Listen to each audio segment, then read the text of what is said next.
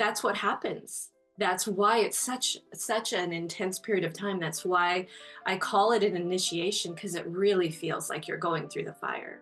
In traditional Chinese medicine, they refer to menopause as the second spring. This is the second spring of our life.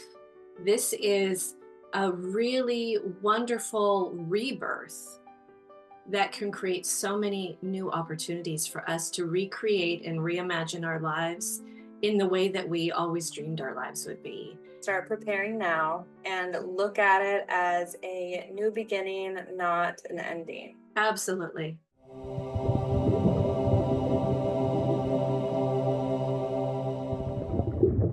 Vanessa Nixon, you focus on helping women thrive during their menopausal journey.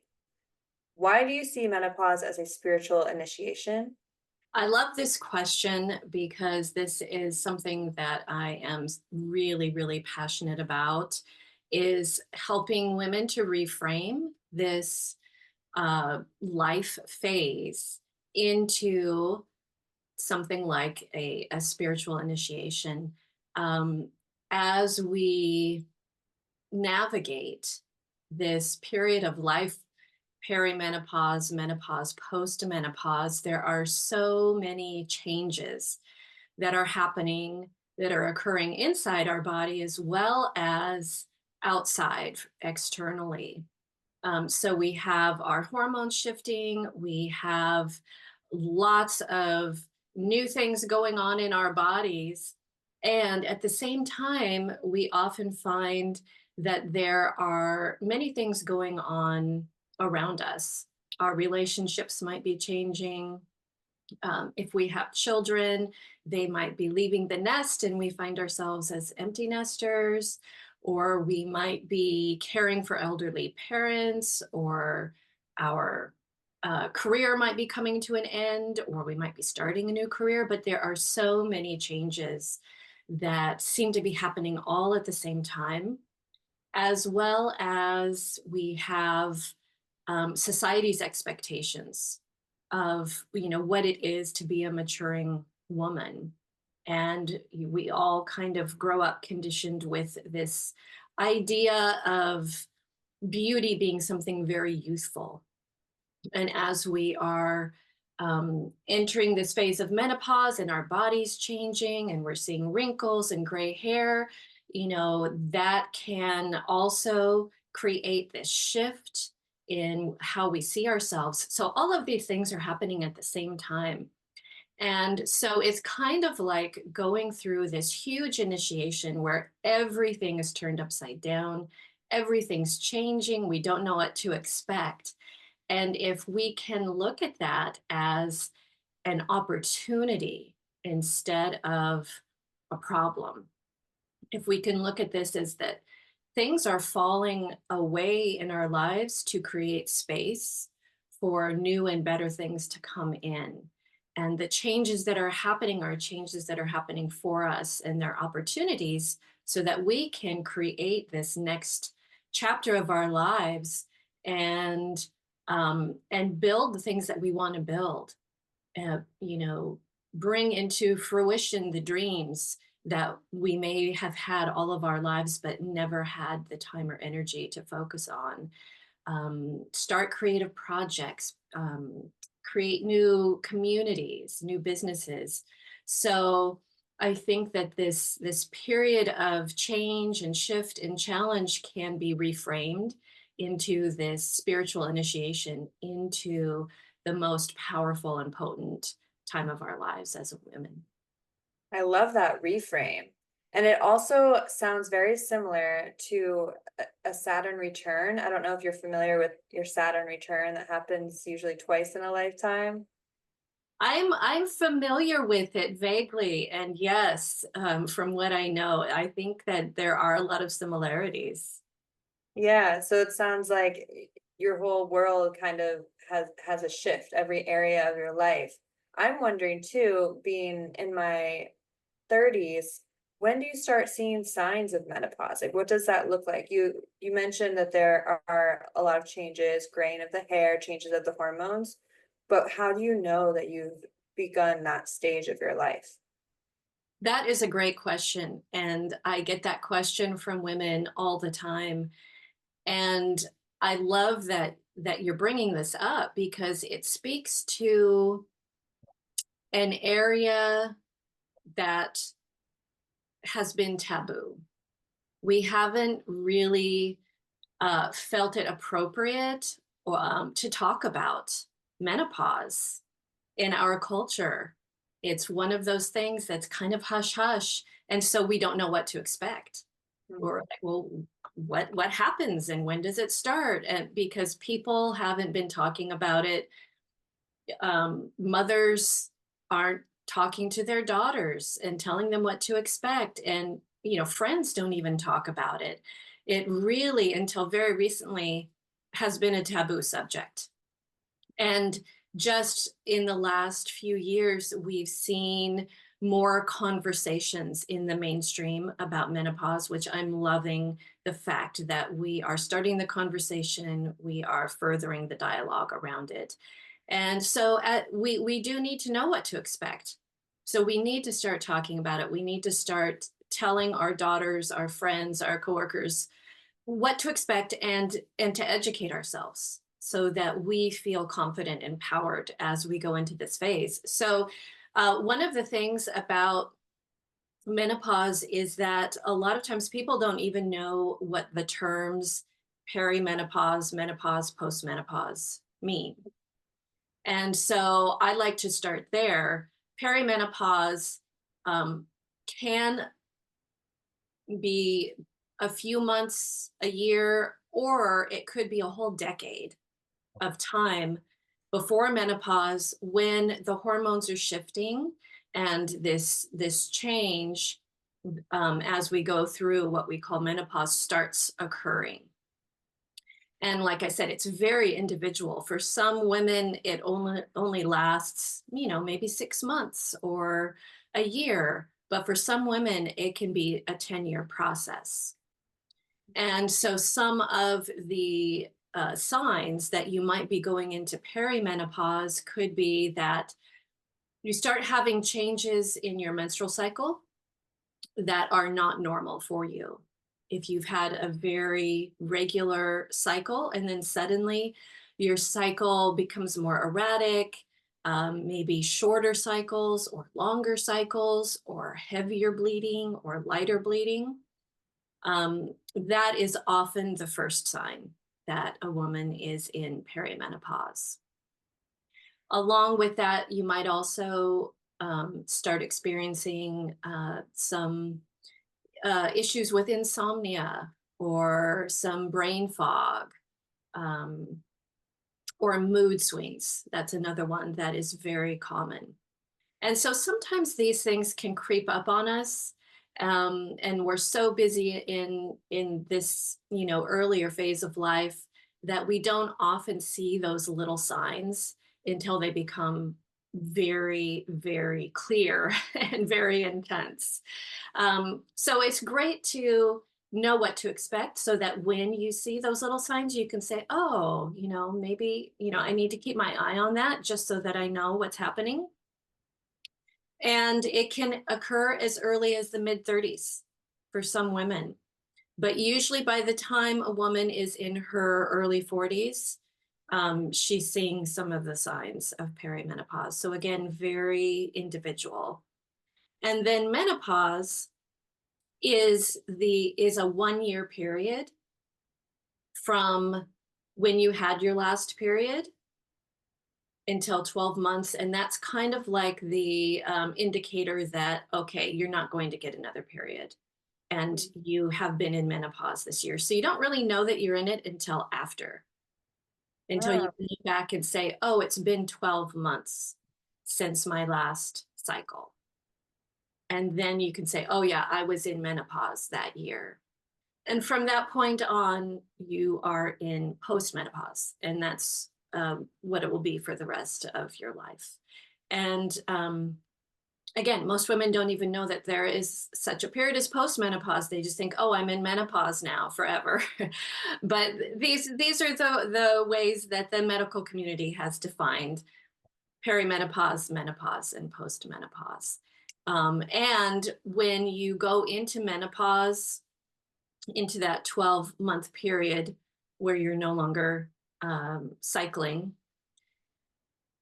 that is um, that is often very similar to when your mother or grandmother went into menopause. We can see that there is a pretty direct hereditary correlation. So if your mother went into menopause at age 50, then it's very likely that you go into menopause around that same age.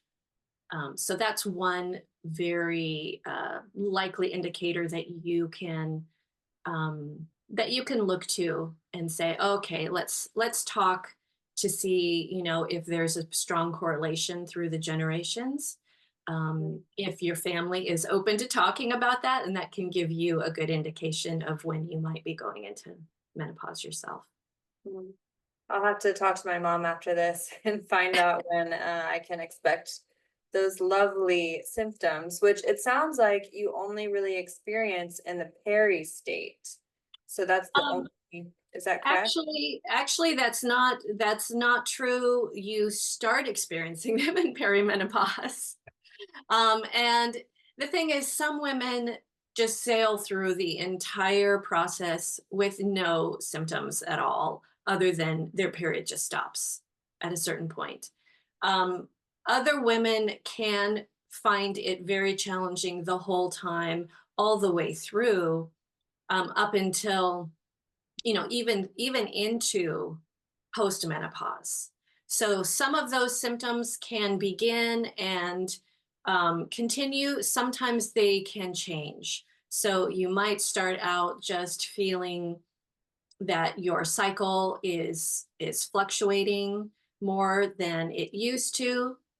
And then when your period stops and you're in menopause, maybe at that point, you start experiencing some brain fog. And then maybe at post menopause, maybe you're experiencing some vaginal dryness or some low libido or something like that. So there can be symptoms throughout the entire transition. And again, it's individual. Some women have no symptoms and feel like they are in the best health that they've ever been in once they have gone through menopause and are in postmenopause. And other women are really, really struggling and need a lot of support as they go through this transition. So now I'm wondering, is there any correlation between the women who have painful periods throughout their life, and do they have a more turbulent experience with menopause? Or is there any correlation there? Because I know for me, I used to have more cramping and, more symptoms when I'd get my cycle each month. And now it's like the healthier I get, now that I've, been on my health journey for years now, it comes without, me blinking an eye. I mean, I keep track of it, but if I didn't, I wouldn't really know when it's coming. So I wonder if that's true for menopause. Like, maybe the healthier, the better you treat your body and you pay attention to what you put in it, the more easy of an experience you'll have when you go through that experience. Definitely, I find that to be true, that the more conscious you are about health in general, and the more work you've done on your health, the healthier you are as you're going into perimenopause and menopause and postmenopause, then the easier your body will be able to navigate those changes. Because as we elevate our health, one of the things that we do is create more resilience in our bodies, Mm. and we create more balance. And so when things start shifting, if your body already is very resilient and knows how to stay in balance, then you're going to have an easier time with the changes that are occurring. And so that is definitely a very strong correlation. And there's a number of factors, and some of them are genetic and hereditary, some of them are not. I think that there's a lot that we can do to make sure that this phase of life is not only as healthy, but that it is as joyful also as we can make it. Because we don't have to be suffering. That's something that's kind of a myth out there, is that, oh, there are so many symptoms and it's so difficult and we're going to be struggling and we're going to be suffering during this part of our lives. And I really want women to understand that, number one, there's a lot of support out there, and it's okay to ask for support, to reach out for support. Sometimes we think, oh, we have to hold everything together. We're the ones that take care of everybody else in the family. And so we end up not reaching out for support for ourselves. And that's really critical, because this is a very important transition for us. And we need all the support we can get, whether we're having symptoms or not. It's really important to reach out for support. But it doesn't have to be a time of life where we feel like we're suffering or where we're experiencing a lot of symptoms. As you said, there are so many things we can do to elevate our health so that when we do go into this phase, we can experience it with a lot more ease. And so I really do encourage women, if they are wherever they are, whether they're pre menopause, they haven't even started going into peri, or if they're in any of those stages, start now, start where you are. It's never too late to work on your health. And the healthier, the more resilient, the more balanced you are, the better your journey is going to be. Mhm. That's a perfect transition to the next question I had for you, which is about food. So, how can using food as medicine help women navigate the changes of midlife? I love this concept of using food as medicine. Mhm. In our culture, at least the way I was conditioned growing up, medicine was medicine, food was food. They were very, very separate things. Yeah. And my mother was a nurse, so I was very deeply entrenched in the conventional medical model. Um, And I didn't know anything about nutrition growing up. I didn't know anything about alternative medicine in any shape or form. And so it was very black and white. It was very, categorized.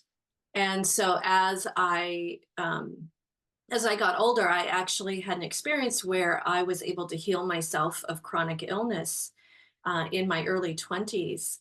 And not only was that a really empowering experience for me to um, to just change my perception of what health is and how it's something that we can take ownership of ourselves. But I was introduced to this concept of using food as medicine, and also using herbs as food as medicine. So that was another line that was blurred for me, that before, spices and herbs were, a completely different category.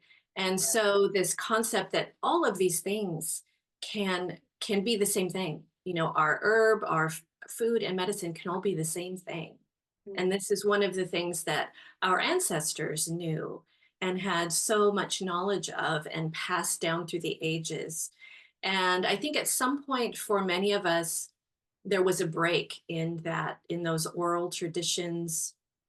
And so, we grow up and not understanding how we can use food as medicine. And so I think that that's a really great reframe also here that we can make, is instead of looking at food as, oh, what is easy, what's convenient, what do I like the taste of, and just kind of mindlessly eating whatever's in the house, really be intentional about how can I eat foods that taste really great, but also ensure that they're really nutrient dense and they're giving the body the medicine that it needs. Because, as we know, what we eat gives our bodies the building blocks for the things that our body needs to do. You know, our bodies have so many different functions throughout the day. And if we're not feeding it all of the nutrients it needs to not only function but to heal itself, then those things aren't going to happen. You know, if we put junk in, then we're getting junk out. And so really looking at those foods, and of course we've all heard, um, you know, to eat mostly plants, vegetables, and fruits, and whole grains, and lots of fiber, and make sure that you're consuming healthy fats and, you know, healthy lean proteins. So, you know, these aren't new things, but they're very critical to make sure that you're not only getting all of the macronutrients that you need, but also the micronutrients, making sure they're really, really nutrient dense. And there are some specific categories of foods that are really helpful for us during the menopausal phase of life. Um, a couple of those categories are number one, uh, phytosterols, which are plant hormones. So plants have hormones to help them function and help them grow just the way that we have hormones. And our bodies are designed to be able to utilize plant foods. They're very bioavailable. Mm. And so our body knows how to use those plant hormones to help us balance our own hormones. So as we're in this phase where our hormones are shifting, those plant hormones can help us to balance, to stay in a balanced state as we go through these shifts. So plants that are very rich in phytoestrogens are our legumes, um, and our leafy green vegetables and our whole grains, things that we already know are very good for us to be eating. Flax seeds are very high in phytosterols. Um, Soy, natural, traditionally um, processed forms of soy, not highly processed soy. You know, things like miso and tempeh and natto. These are very high in our phytosterols and phytoestrogens. And so that's one category of foods that are really helpful for us to be making sure we have some of those in our diet on a daily basis.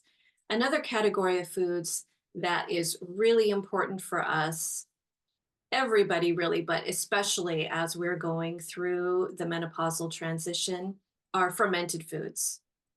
Foods where we can be getting our probiotics on a daily basis.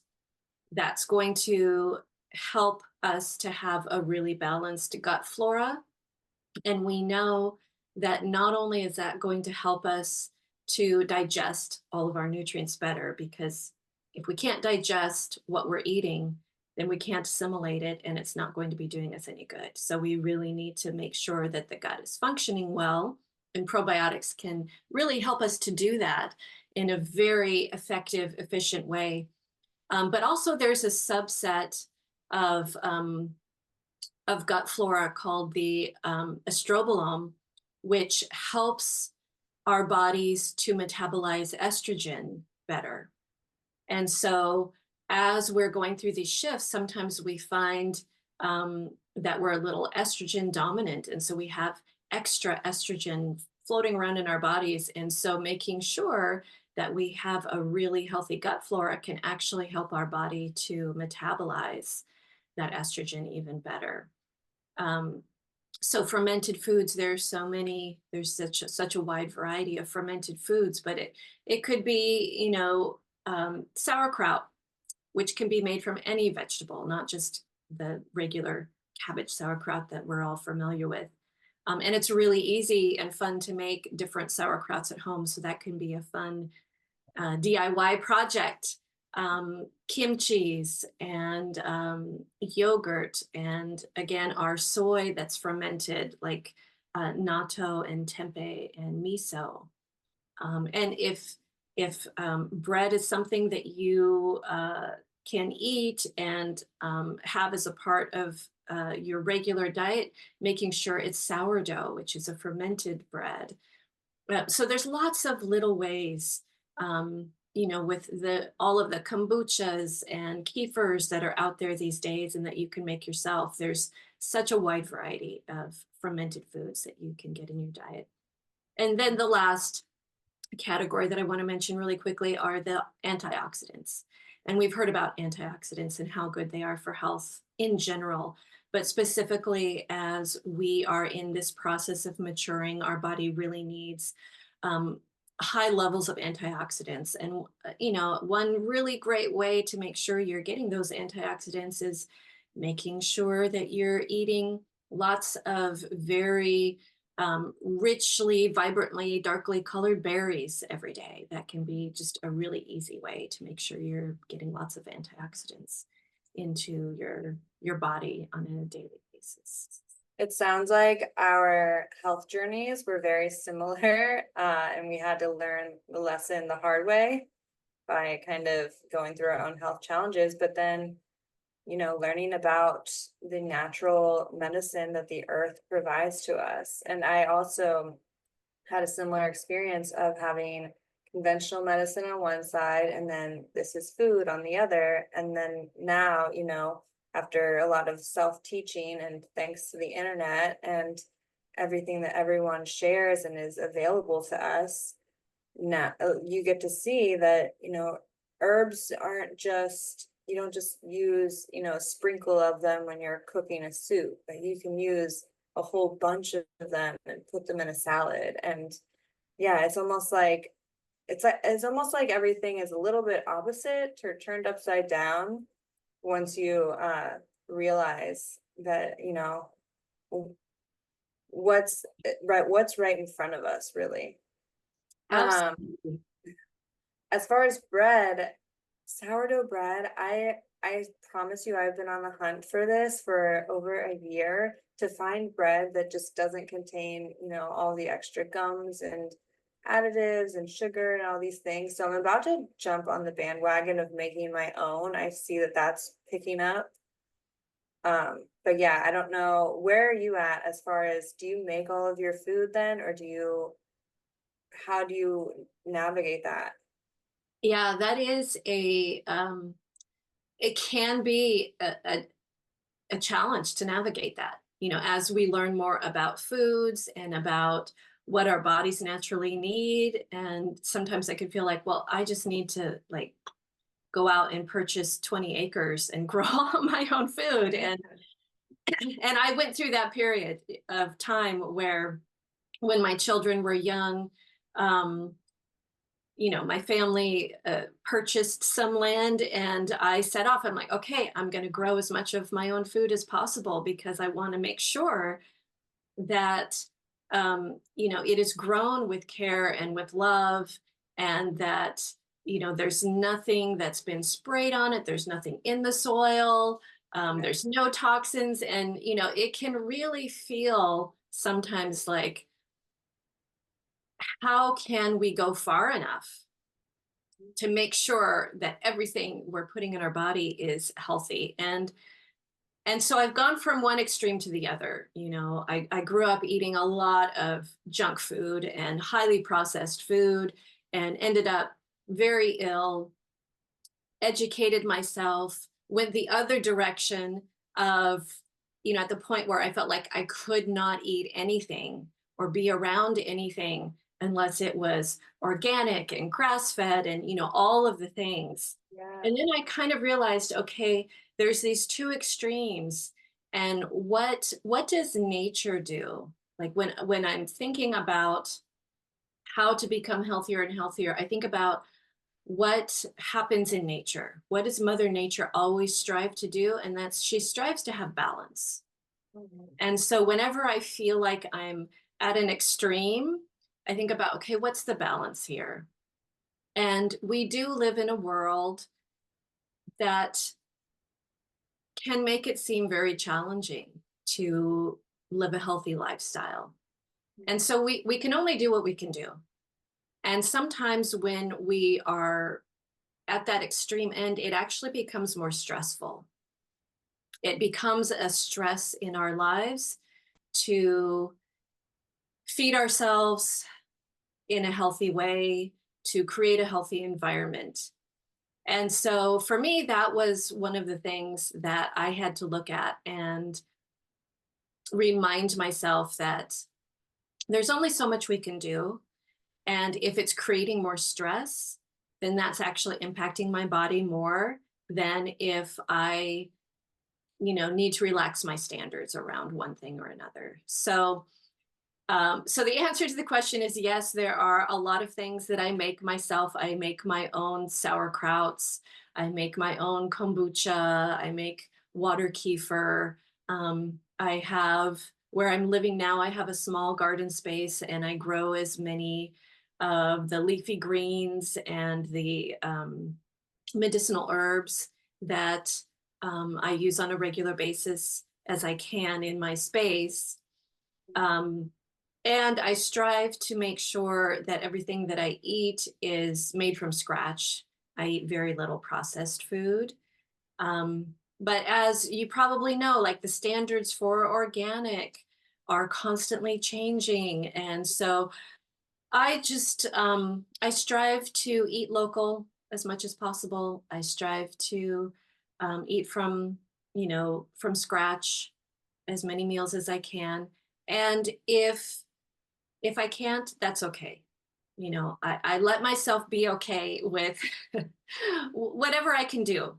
Whatever I can do is great, and what I can't do is fine because we all need to have balance in all areas of our health. And it's going to look different for everybody.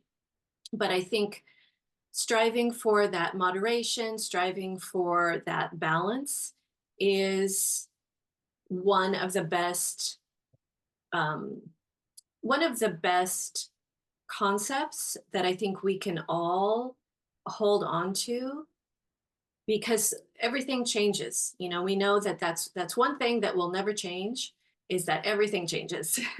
And the better we can adapt to those changes, the more we can be resilient, the more we can be balanced. That's going to enable us to move through any change that happens in a healthier way. And so it's the same with our food. Mm. There's so many resources out there. We can really educate ourselves, and we can create a really healthy diet. But at the end of the day, it's all about balance. You mentioned reimagining your life at 50. What led you to that pivotal moment and how did it change your path? That's a great question, and um, that's kind of the story of my spiritual initiation, and what we talked about earlier about how so many things in our lives can seem like they're all happening at the same time during the menopausal transition. That was my story. That was my experience where um, my marriage of 18 years came to an end. And so I was getting a divorce. I was moving to a new town, buying my own house by myself for the first time.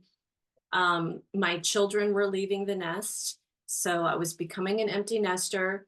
Then I was in the menopausal transition while all of this was happening, and then began dating for the first time in over 20 years as a menopausal woman.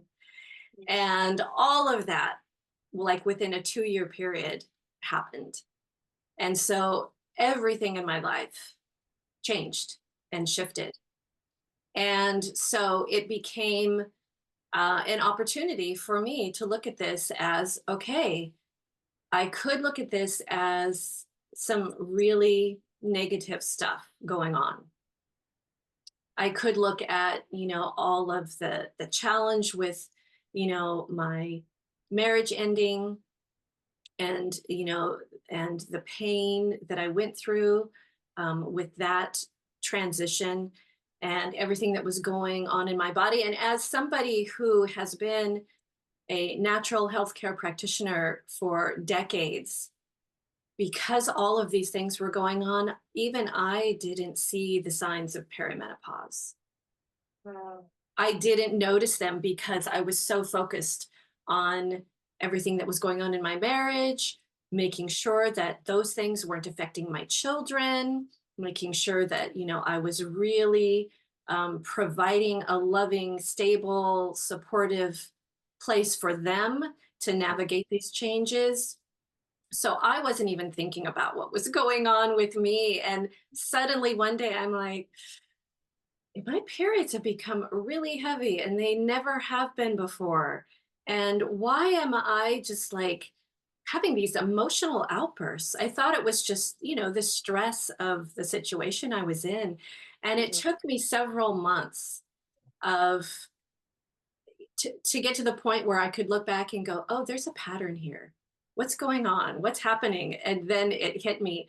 But, this is something that it was like, well, I should know this. At Yeah. first I was a little hard on myself. I'm like, why did it take me 6 months to figure this out? I should know this. But that's what happens. That's why it's such an intense period of time. That's why I call it an initiation, because it really feels like you're going through the fire. And Mhm. and so that led me to reflect and realize that, yes, all of these things are really hard and really challenging and really scary. And I can reframe that. And I can look at this as an opportunity to create this new life for myself. And it reminds me of, in traditional Chinese medicine, they refer to menopause as the second spring. And so that's how we can think of the next chapter of our lives is this is the second spring of our life. This is a really wonderful rebirth that can create so many new opportunities for us to recreate and reimagine our lives in the way that we always dreamed our lives would be, in a way where we can really focus on ourselves for maybe the first time in our lives and look deeply inside at what are the gifts that I have? What are my talents? What is my skill set? What are my dreams? And how can I combine all of those things and offer myself, into this next phase of my life and into the world to make the changes in the world that I want to make? How can I really make a difference? What is my deepest intention, my deepest, most passionate dream, that I want to bring out into the world? And we Mhm. can do that now from a place of experience, from a place of deeper wisdom, from a place of deeper resiliency. Having gone through that fire, having gone through that initiation, now we can really step very powerfully into this second spring. I can only imagine how freeing that is and how great that's going to feel because even just for me going from my 20s into my 30s, just that difference. I'm like, wow, like you care less what people think, you have less fear, you're just kind of ready. And I can only imagine that with time and age and experience that that feeling gets stronger. Stronger and stronger. And, we see all of these memes on social media about, you know, um, things that you can get rid of or that you lose Mhm. when you're over 40 or over 50. And one of that is, other people's expectations and caring what other people think. And it's absolutely true. It is Mhm. absolutely true when you've gone through all of the experiences that you go through Yeah. throughout all the phases of your life. And you're finally at this point, you realize that you realize what really matters to you. Mhm. And yeah, so it's it's a wonderful place where you can look back and reflect at what you were speaking of, all of the different transitions we've made throughout our lives and all of the experience and the knowledge that we've gathered. And some ancient cultures, and I believe some cultures, more traditional cultures today, really revere this place of elderhood. Um, and young women go through their lives looking forward to the day when they are post menopause, because in some traditions, you don't actually come into your power and your gifts until you're in menopause. Really? Once they view woman's blood as holding power and magic, and throughout your life you are shedding that, you're losing it, but then in menopause you hold on to your power, you hold on to your magic, and that's when you are the most powerful, the most wise, when you come into your psychic powers, and are able to give your gifts in a much more empowered way. And so I love the idea that that we could get back to that, where young women, that's the pinnacle when they look forward to becoming, the wise elder who is so powerful and so magical and is so revered in society. Yes. Oh, that sounds beautiful. You have a makeup line that I want to talk about, but before we go into that, I have one more question regarding menopause. Are there common misconceptions that we can address about menopause that you encounter, and how do you address those with your clients? There are definitely, and some of them we've already spoken about. We've talked about reframing the cultural conditioning we have around menopause. And I think that's something that's started to be talked about. Um, I know in the UK specifically, the conversation around menopause has really come into mainstream media and into the workplace. And so I think that just having dialogue around it is a great way to start addressing some of those misconceptions. Um, and a big one that I think we feel, but we don't often know how to express, is that we kind of have this feeling like menopause is death, like menopause equals death. And I think there are two reasons that we have this feeling and this grief and this dread. Um, and that's because in generations past, when the our lifespan was shorter, and just 200 years ago, the average lifespan of a woman in the US was only 34. What? So if you lived to see menopause, you were lucky. And that meant that you probably could expect to not live much longer. So in days past, menopause actually did equal death. Like, that was, if you got to that phase of life, you were lucky and you were probably not going to live much longer. And I think we have that ancestral memory of that still within us. And then the other piece here is that it is a death of the reproductive phase of life. And especially for women who maybe wanted to have children and didn't, this can hit really hard. And even for women who maybe chose not to have children, or who did have children and either wanted more or were happy with the number that they had, I think we still all feel this as that chapter of our lives is coming to a close. And it can feel like a death. We can have a lot of grief around that. And I think it's important to address that. It's important to name that, and it's important to process that, so that we can then go through and see that, okay, it's kind of like the cycle of life. Every death is a rebirth.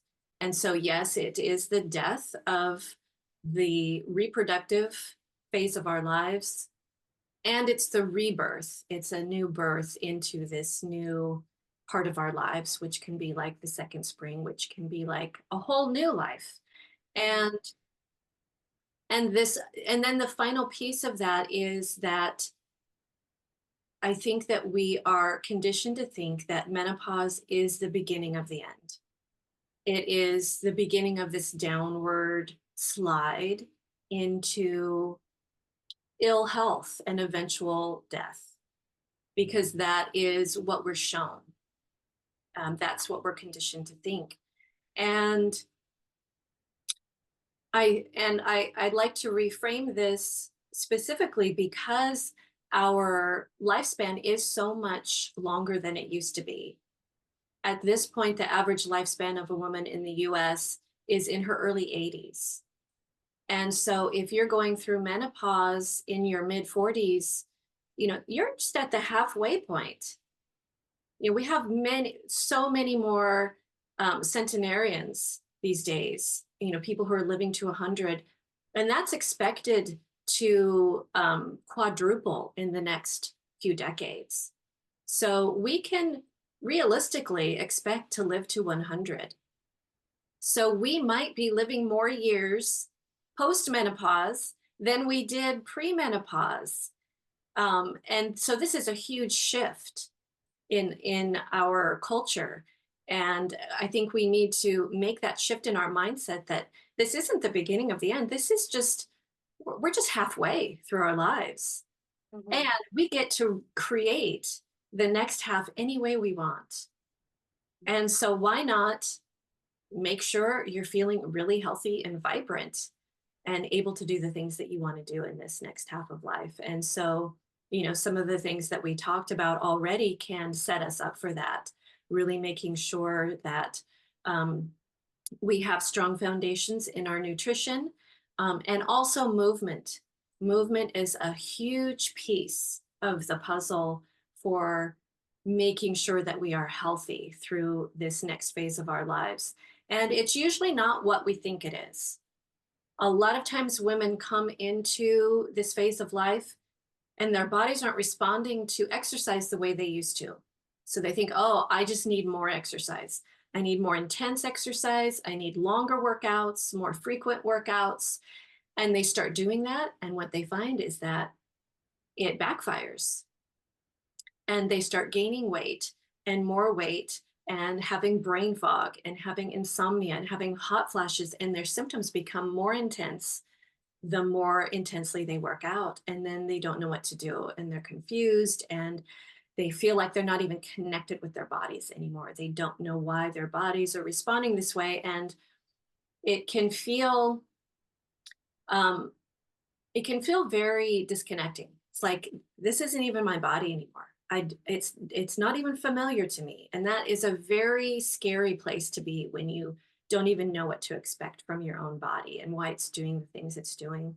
And so movement has to change when our hormones change, when our body changes. Our ways of moving need to change too, because what we really need is nurturing. We need nourishing movements. We need natural movements. And we definitely need to keep moving. Make sure that we don't fall into a sedentary pattern, but we need to examine the ways that we move and make sure that they are gentle, nurturing, that they're promoting flexibility, and that they're providing some kind of resistance, that they're weight bearing. And a lot of women start up with weight training, and that can be a good option for some people, but just making sure that you've got some kind of resistance exercise, some a lot of weight bearing exercise and a lot of flexibility promoting movements throughout your days. That's going to be really key to having a strong healthy body as we go into this next half of our lives.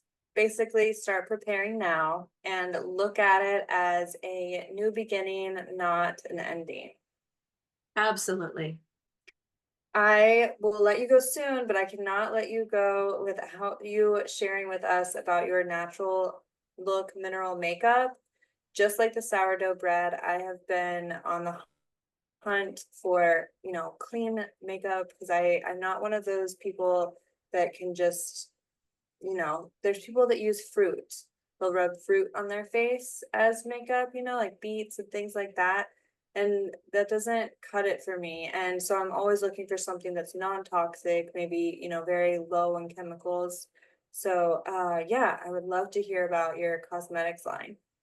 Well, thank you so much for asking about that. And that was really the reason that I created this line 20 years ago. This year's a 20-year anniversary of my line of makeup. And Oh, um, I had been studying as an herbalist prior to that and really wanted to use that knowledge in a way that wasn't um, helping people with their health. At that, I was in my early 20s. I was like, I don't want to be responsible for other people's health yet. I'm not there yet. I'm still working on my own health, but I want to use this herbal knowledge. And so I created my business in the beginning, handcrafting um, herbal soaps and selling them at the farmers market in Vancouver, Washington. And then over the years, I got into body care products and then facial care products. And I sold at the farmers market for a period of 9 years. And I built up a very loyal clientele. And in the last few years, what I noticed was that they were all asking that same question that you just um, inferred. And that was, how can I find really healthy makeup? They yeah. would tell me, you've got all of the other things, but where can we find a really clean, healthy makeup? And at that time, there weren't very many. And so I spent a year in research and development and found that minerals were, for me, going to be the best option because, unlike plants, and I had really wanted to create an herbal makeup line, but what I realized that is that plants are eventually going to go bad. And so they need a preservative system. And there really isn't an effective all natural preservative that works well enough for makeup products that are going to be, going on your eyes and such delicate areas of your body. And so what I found was that natural minerals from the earth, um, because of the fact that they are not plant-based, they don't need a preservation system because they cannot harbor bacteria or fungi. And so they have an indefinite shelf life as long as you keep your containers clean and uncontaminated with water. They will last forever. They don't need a preservative. And so that was a huge understanding for how to create a really clean, healthy line of makeup. Minerals also don't clog your pores. They don't create that mask that conventional makeup creates over your pores that then contributes to skin issues. It allows your skin to breathe. And I source my minerals really carefully to make sure that they are all natural. There are a lot of mineral lines out there that use minerals that are coated with chemicals. And Mhm. so I source my minerals really carefully and only use minerals that are only coated with other natural minerals. There are minerals that are coated with other minerals to create different um, varieties of sheen and shimmer and color. But you have to be really careful about what minerals are coated with. And so there are a lot of mineral makeup lines out there, but you don't have to list what those minerals are coated with on the ingredient labels. So when you're looking for a mineral makeup, it's really important to actually contact them and ask them whether any of their minerals are coated with FD&C colorants or lakes or artificial dyes or other artificial colorants, or if there are any fillers, any chemicals that are used to coat or fill any of their products. Um, so that is a very long, painstaking process that I went through to make sure that all of my minerals were completely natural. For a while, I was using the company Bare Minerals, and then I read something about the way they made their products, so I ruled them out. Right, right, exactly. And so, there are various levels of healthy, clean makeup brands out there. And what my uh, intention was to create a line that used the simplest, healthiest, cleanest ingredients that I could find.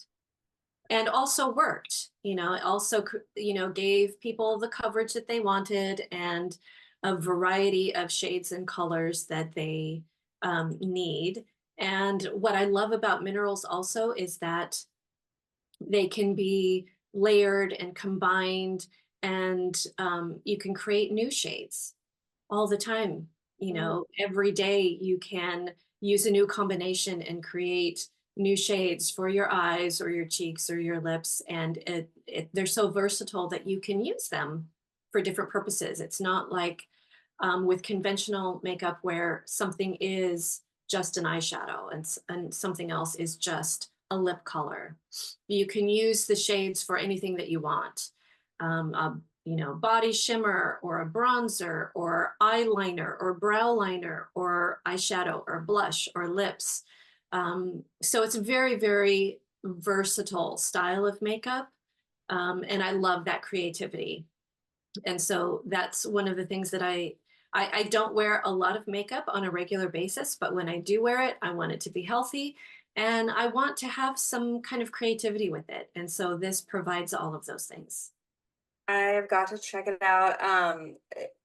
Doing this podcast, I've learned that it's a whole other level. It's a new experience when you get to talk to the founder of the products. I've now switched skincare routines and skincare lines because I was able to hear about it firsthand, try it out, and now it's just, I love it. And then also supplements.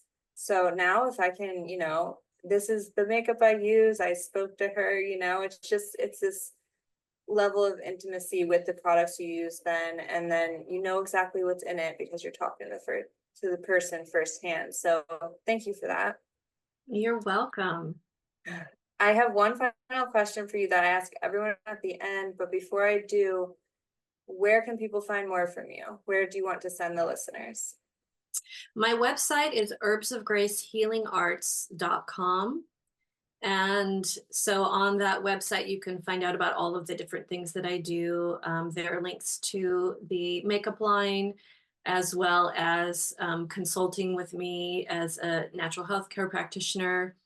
And also, the third thing that I do is I'm a professional belly dance instructor, and that's my natural movement that I prefer to do as I go into this next chapter of my life. And so there's information on that as well. So it's all there on herbsofgracehealingarts.com.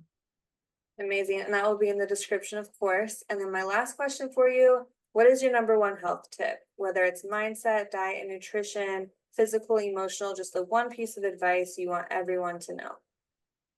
That is a great question.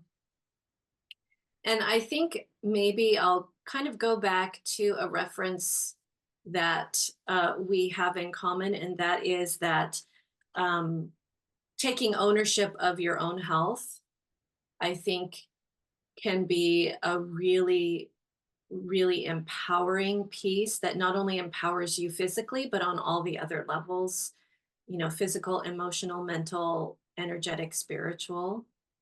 We've been taught to kind of give our power away in so many ways as women. But when we understand that we actually have control of what we put in our bodies, of what we do with our bodies. And so taking back ownership of our health can be such a powerful step to take. And it can be that first step that can change the trajectory of your life in a really positive Quick follow-up question. What is the first step to taking the first step that someone can way. take? I think that resourcing yourself is the first step, and that can look different for everybody. That could mean finding support, reaching out for somebody to support you along that path. Or it could be just picking up a book and start educating yourself, but looking for the resources that can support you as you take those first steps, because we do need support as women. I think we're wired for community, we're wired for collaboration, we're wired to support each other. So leaning back into that support and just looking to see, okay, what are the resources that I have here, and how can I avail myself of those resources?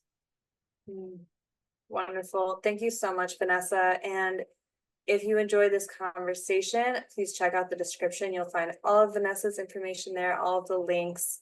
And thank you so much for sharing everything that you did with us today. Thank you for having me. Of course.